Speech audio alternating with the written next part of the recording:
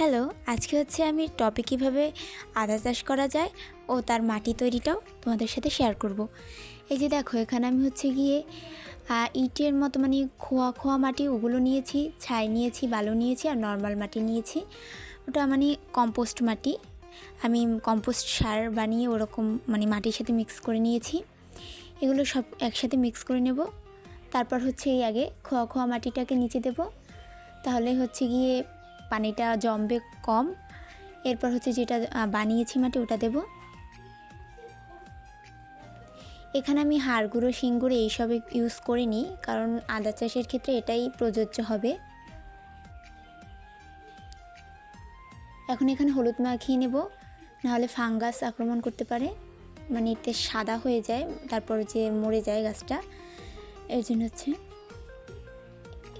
এরপর আমি হচ্ছে মাটিটাকে একটু আলগা করে লাগিয়ে নেব।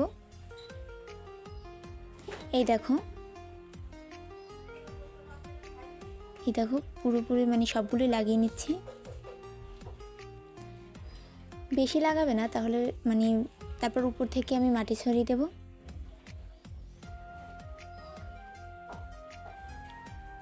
এরপর জল দিয়ে দেব।